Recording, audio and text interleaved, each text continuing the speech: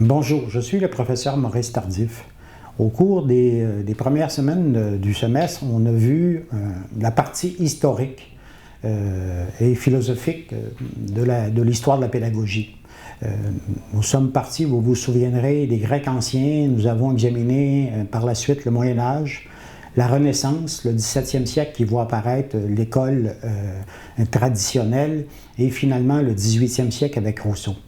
Je voudrais aujourd'hui anticiper sur la partie 2 du cours, c'est-à-dire à la fois les pédagogues contemporains, les pédagogues qui vont marquer l'école au 20e siècle, et finalement, dans les 4 derniers modules, les psychologues qui vont jeter les bases de diverses psychologies scientifiques qui vont venir soutenir la pédagogie actuelle. Nous avons terminé notre première partie sur Jean-Jacques Rousseau. Rousseau est un novateur en pédagogie, on l'a vu, il va valoriser une pédagogie centrée sur l'enfant. C'est d'ailleurs pour cette raison qu'on l'appelle souvent le Copernic de la pédagogie. Le système pédagogique va basculer. Avant ça, il était centré soit sur l'enseignant, le maître, on l'appelait, ou bien sur le savoir à faire apprendre. Avec Rousseau, il va basculer en direction de l'enfant. Cependant, Rousseau, c'est un philosophe. C'est pas un pédagogue, c'est encore moins un enseignant. Il n'a jamais travaillé dans une école et ce qu'il a fait, c'est bouleverser le monde des idées. Donc les idées de Rousseau ne vont pas se répandre immédiatement, elles vont mettre plusieurs décennies avant de rejoindre les bancs de l'école. Donc que se passe-t-il de fondamental en éducation après Rousseau, c'est-à-dire après le 18e siècle? Je dirais que l'événement principal du 19e siècle qui anticipe le 20e siècle, c'est d'abord l'expansion de l'école. À partir de la fin du 18e siècle, vous vous souviendrez, j'ai parlé de la Révolution française et de la Révolution américaine. Ces révolutions-là se caractérisent par la fin de ce qu'on appelle l'Ancien Régime, c'est-à-dire des sociétés fondées sur des rois ou sur la noblesse, qui étaient des sociétés de statut. C'est-à-dire que si tu naissais noble, tu étais noble pour la vie. Si tu naissais paysan, tu étais paysan pour la vie. Si tu naissais artisan, tu étais artisan pour la vie. Donc, c'était des sociétés relativement froides, des sociétés qui connaissaient très peu de mobilité interne. Avec les révolutions françaises et américaines et aussi la révolution britannique à la fin du 17e et au début du 18e siècle, on introduit brusquement de nouvelles formes de sociétés qui sont des sociétés étatisées et progressivement des sociétés démocratiques. Or, ces sociétés-là, au 19e siècle, qui sont dominées par des États de plus en plus importants, il y a une étatisation de la société, ce qu'on va constater, c'est que les États vont entrer en lutte avec les Églises pour dominer le monde de l'éducation. Avant la Révolution française, l'école en Europe se retrouve partout. Il y a des petites écoles pour les enfants pauvres, il y a des écoles moyennes dans les villes, il y a des lycées pour la noblesse et les enfants des élites sociales. Cependant, ces écoles-là sont éclatées en différents réseaux. Elles appartiennent soit à des communautés religieuses, soit à des communautés locales. Donc, il y a des écoles, l'Europe est couverte de petites écoles, mais ces écoles-là n'ont pas d'unité. Elles fonctionnent de manière éclatée et de manière hiérarchique. Or, ce qu'on observe au 19e siècle, c'est la mainmise grandissante des États sur les réseaux scolaires. C'est ce qu'on va appeler l'étatisation de l'éducation. Comment se fait cette étatisation-là? Notamment à travers la promulgation de nouvelles législations scolaires.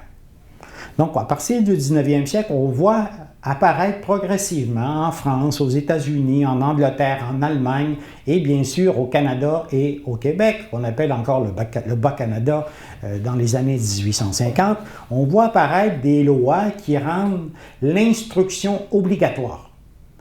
Cette instruction-là est d'abord limitée au primaire. Donc, tous les enfants, progressivement, sont obligés d'aller à l'école.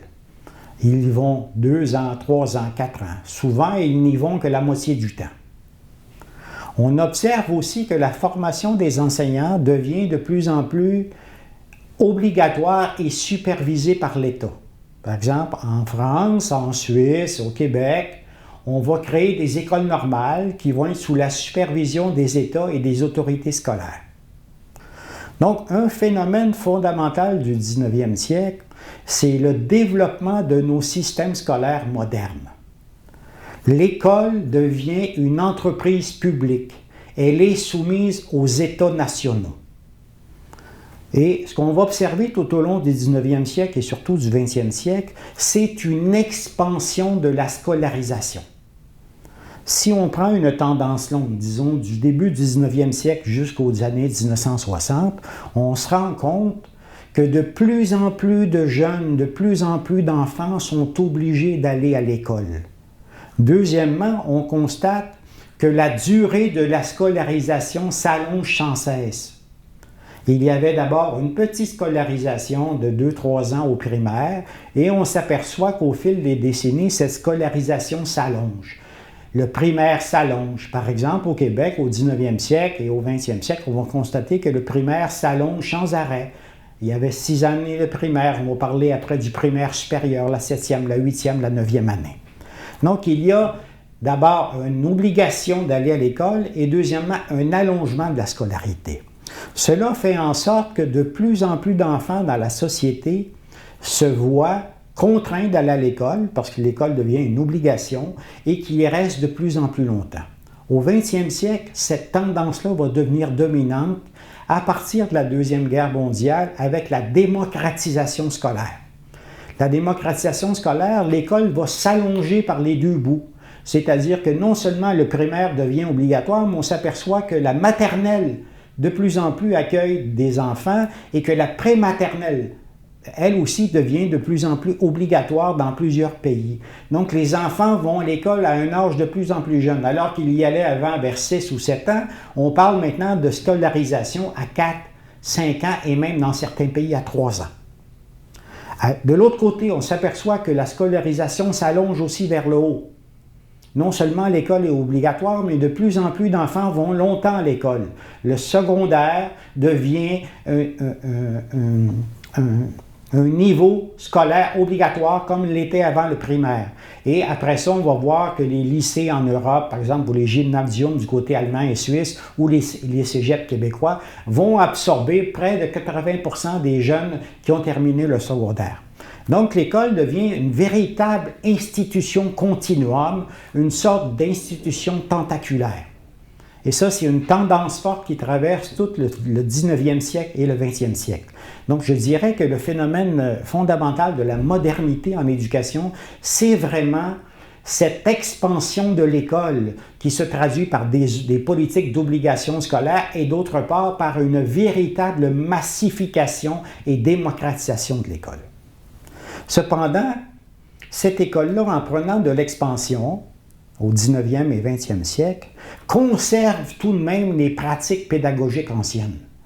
On l'a vu, par exemple, sur le module 4, le module 3, la pédagogie au 17e siècle. La pédagogie est fondamentalement une pédagogie d'ordre. Les enseignants s'efforcent de contrôler les élèves. Le bon élève, c'est d'abord l'élève silencieux, c'est l'élève qui ne bouge pas, c'est l'élève obéissant. C'est l'élève qui écoute le maître. Donc, l'enseignant déverse son savoir dans la tête des élèves et ceux-ci sont fondamentalement passifs. C'est l'école du 17e siècle, c'est ce qu'on appelle la pédagogie traditionnelle.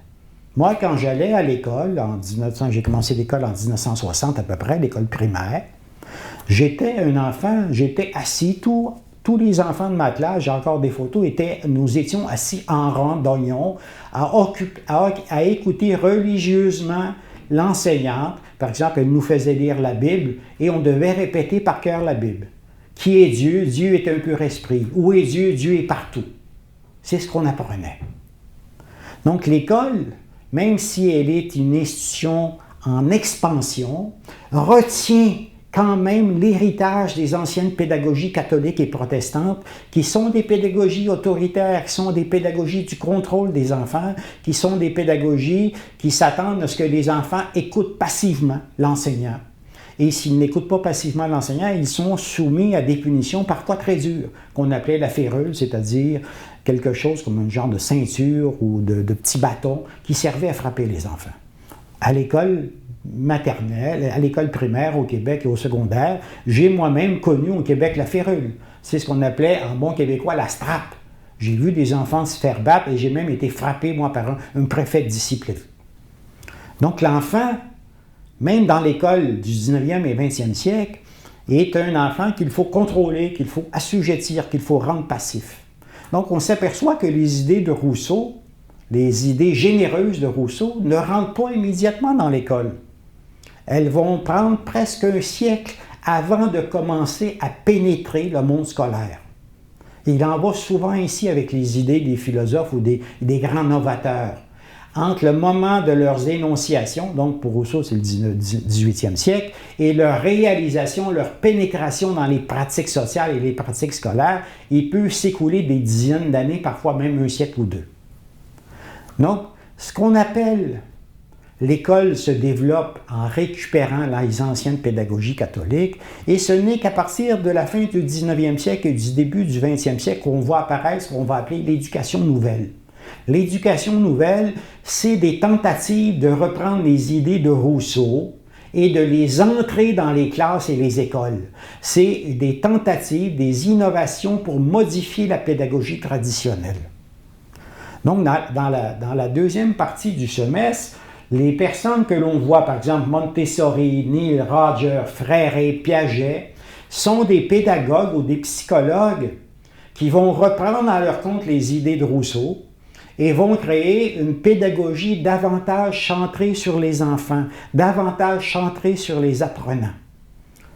Donc, en résumé, après Rousseau, il y a deux phénomènes centraux en éducation. Il y a l'émergence de l'école moderne, l'école démocratique qui devient obligatoire et qui s'allonge sans cesse. Et deuxièmement, il y a la pénétration progressive de la pensée novatrice de Rousseau dans les pratiques pédagogiques via des pédagogues innovateurs comme Montessori, comme Neil et compagnie. Vous avez sur le site Internet du cours un complément, vous allez le trouver à la fin des modules, là, un complément d'autres grands pédagogues. Parce que les pédagogues que l'on voit au cours du semestre sont très peu nombreux. En réalité, au 19e et 20e siècle, il existe des centaines, voire des milliers de pédagogues novateurs qui ont essayé de changer la pédagogie scolaire. Malheureusement, dans un seul cours, dans un seul semestre d'une quinzaine de cours, il est impossible de voir tous ces pédagogues-là. Mais c'est ces gens-là qui ont créé la pédagogie actuelle, une pédagogie de plus en plus centrée sur les besoins de l'enfant, sur l'apprentissage de l'enfant, sur l'activité de l'enfant. Donc l'école moderne est le fruit de ces deux processus-là. Une école qui va rentrer dans le giron de l'État, une école en expansion qui va absorber progressivement tous les enfants et tous les jeunes, et en même temps, une école qui s'ouvre à de nouvelles pédagogies d'inspiration rousseauiste. Merci.